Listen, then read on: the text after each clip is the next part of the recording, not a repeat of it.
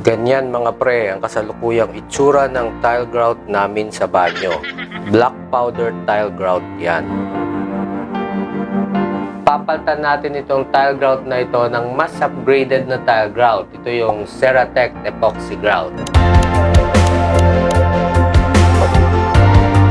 Unang-una mga pre, kailangan nating planuing maigi ang paglalagay nito kasi kailangan nating patuyuin ang Ceratec Epoxy Grout ng 24 hours. Ibig sabihin, 24 hours nating hindi pwedeng gamitin itong banyong ito after nating mag-regrout. Plus pa dyan ang working time natin. Minimal working time lang naman ito. Honestly, medyo magtatagal lang kayo dito sa pagtatanggal ng lubang grout at sa 24-hour drying time. Everything else sa process, madali na lang. If new tiling naman, it is much better at much faster.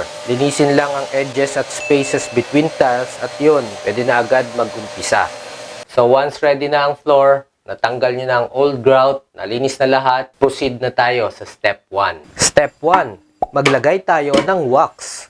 Para ito madaling matanggal ang mga excess epoxy grout sa gilid-gilid ng tiles later on. This is a must mga pre. Unless gusto nyo ng extra challenge sa pagtanggal ng mga sobrang epoxy sa paligid ng tiles.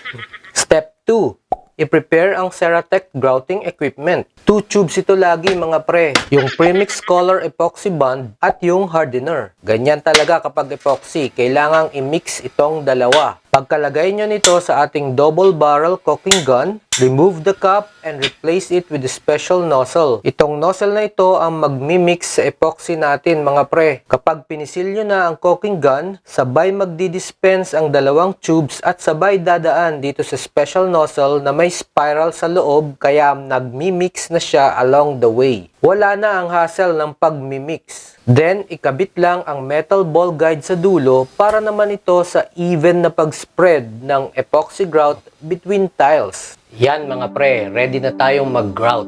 Step 3. Apply grout.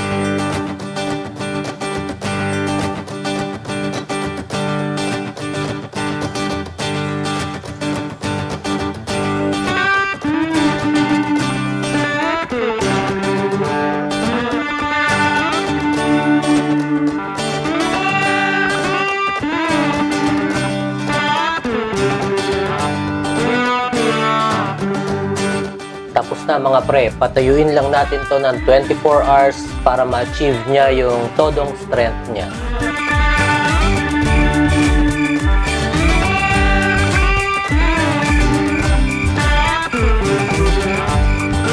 Step 4. Tanggalin ang excess epoxy. Madali na lang ito mga pre dahil ng wax na inilagay natin kanina.